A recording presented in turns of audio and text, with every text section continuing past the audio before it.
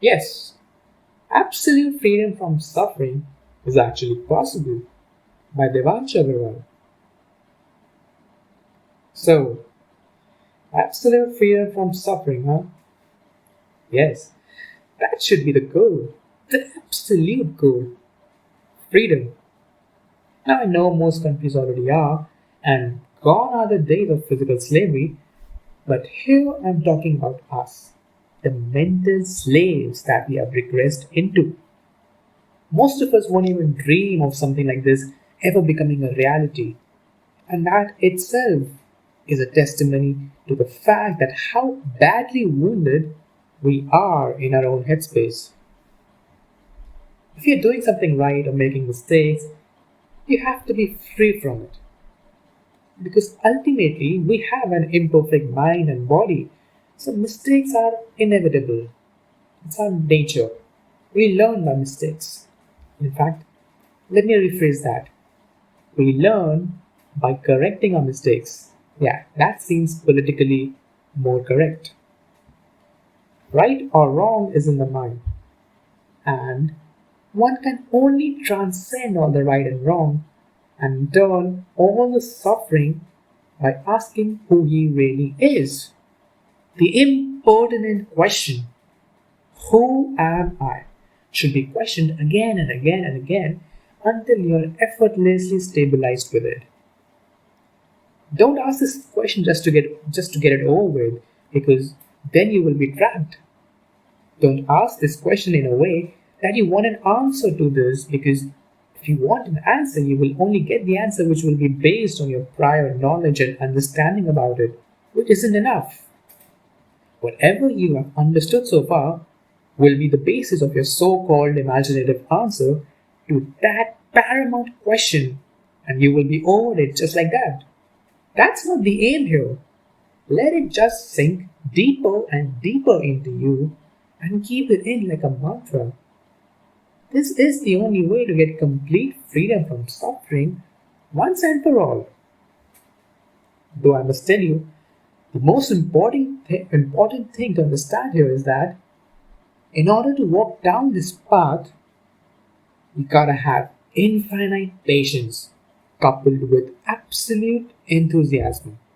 The lack of either one would spoil the whole deal. Accept the reality. So often, we are all involved in what should be and what shouldn't be instead of what actually is, which is the biggest reason for one's suffering. If one's thoughts and actions are aligned with reality, then there is no way of making you suffer, guys. One is the objective world, aka the materialistic world, or what you see. You know, the laptop, the buildings, the money, the stock market, whatever you see around yourself, the materialistic world. The other is the subjective world of the seer, that is, the real you, the one who is seeing, or the seer, is the most important one because based on how you see things, you feel happy or sad or any one of the 112 other emotions. The seer is bigger than what he sees. That's the main objective here that I'm trying to explain, to put it simply. To make you realize that you are bigger than the suffering you're going through in life. You can see things much, much bigger than your body, which means, in a way, you are bigger than what you see. Now, don't be an idiot and start measuring your body with buildings physically. We are at a level deeper than that. Slowly and gradually, once you question your mind, it will start expanding and our understanding will begin to deepen. You will realize you're not just what you see on the mirror, that is your body. You are the seer. The seer has a choice of what he wants to see. If the seer's it's the seer's wish to be affected or not by what he's seeing. Just a slight change in the line of thinking and everything changes in a snap of fingers. The seer then starts seeing the negative situation as positive one to stop it from affecting him, and the positives to the negative ones to unnecessarily create tension and stress in his own life. The real happiness comes where there is no bondage of any kind whatsoever. And the tool to help you reach there is by asking the question I have been emphasizing about: who am I? People who have been on this spiritual path tend to sometimes run away from this question. But once you look deep within, you will know exactly what I'm talking about. Introspection will lead to self realization. Don't ever get stuck in a comfortable position. People who never really ask the question, who am I, are gonna face a wall and they're gonna just stop growing because they find comfort in whatever knowledge they feed it into their mind through other sources, through external sources. They never really questioned themselves. And because they never really questioned who they really are and just relied superficially on what they heard or what they listened or what they saw, they got into a comfort zone. They became complacent. And the moment you got some comfort, you cling to it so badly that you stop growing altogether. Well, let me tell you, these comfort zones are just temporary escapes from the most important discovery of humanity. What you are and what you're not must be crystal clear to get absolute freedom from suffering. And because it's so important for this question to get all of your attention, you need to keep your body fit. Otherwise, it will draw all the attention to itself and will keep you from asking the real questions. Your mind should also be free from triviality and baseless desires.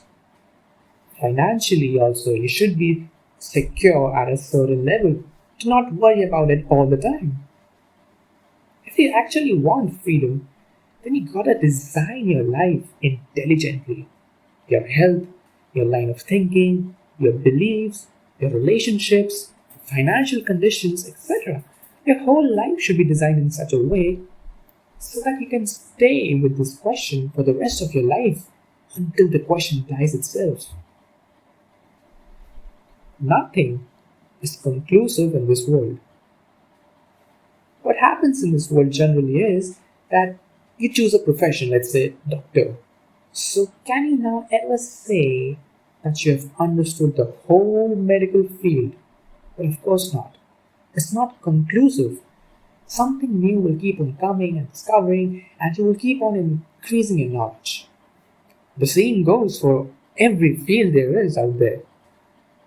What science doesn't know yet, it will come to know about it in the near future, which again one has to learn about.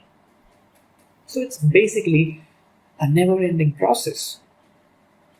This is the objective world because it is inconclusive, where you have a finite time to learn about infinite things.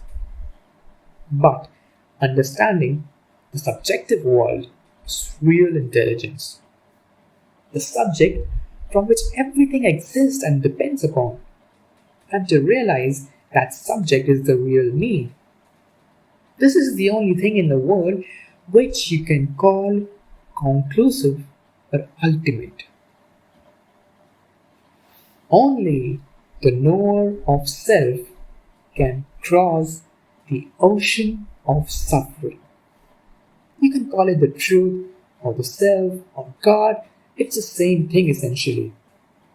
People are just looking for temporary pleasures all their lives so that they don't have to face the permanent suffering. But they will. Because as you can clearly see, it doesn't make any sense. Everything around us is changing all the time. Our own thoughts, actions, feelings, emotions, situations, people, etc.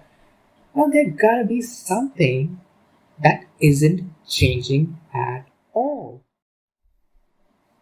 Without having something that's not changing, how can one actually see something that's changing? Let me give you a very simple example.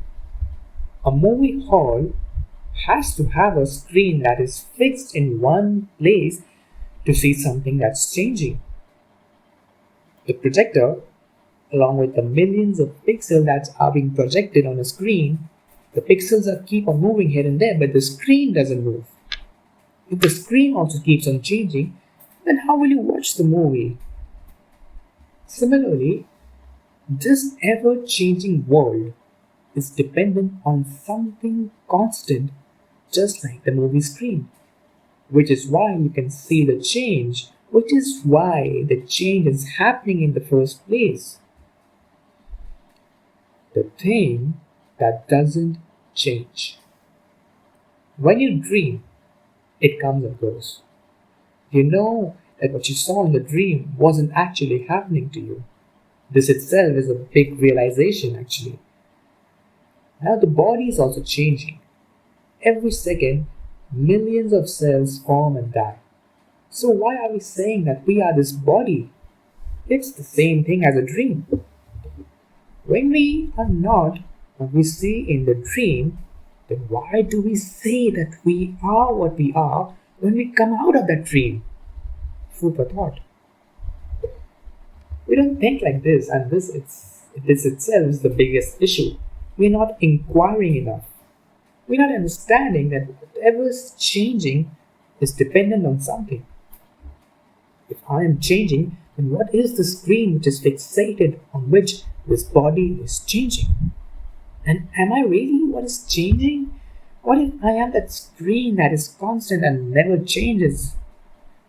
Well, that means there is something here right from your childhood that didn't change a bit. And just knowing and observing all the changes happening to you.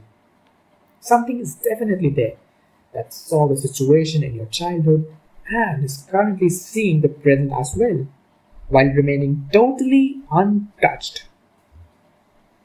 There is some kind of a substrate, the thing on which the whole of humanity, or I should say the whole of universe, is acting.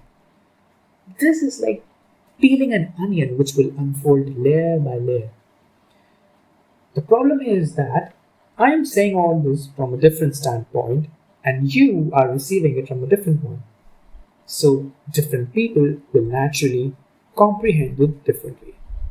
Some will go like, oh, that means whatever I'm seeing here is again a dream. I have been living in a dream within a dream.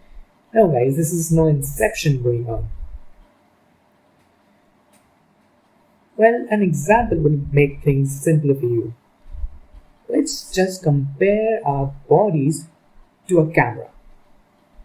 What if I start seeing things through this camera, which is the body, without recording it, which will ultimately result in no memory? Memories are the basis on which we think. All the duality of what's good or bad, or what's success or failure, good luck or bad luck, good karma or bad karma, is based on these memories only. But it is also true that without memory, you can't think of anything or speak anything. You will start feeling thirsty, but you will forget that it is water that will quench your thirst, and you will die a funny death. So essentially, getting attached to the memory is the problem, not using it. Memories are the reason for all our desires, feelings, and emotions. We love and hate according to our memories. It won't be entirely wrong to say that memories are the reasons for our suffering. But, like I said before, getting rid of it is not the solution, of course. Then what is the solution? Well, let me ask you a question before that. What happens when you are in a deep sleep state? For instance, if you have been given anesthesia and you are undergoing an operation, you don't feel any pain no matter how serious the pain is, because you are not connected to the body for the time being, which is exactly what happens during deep sleep.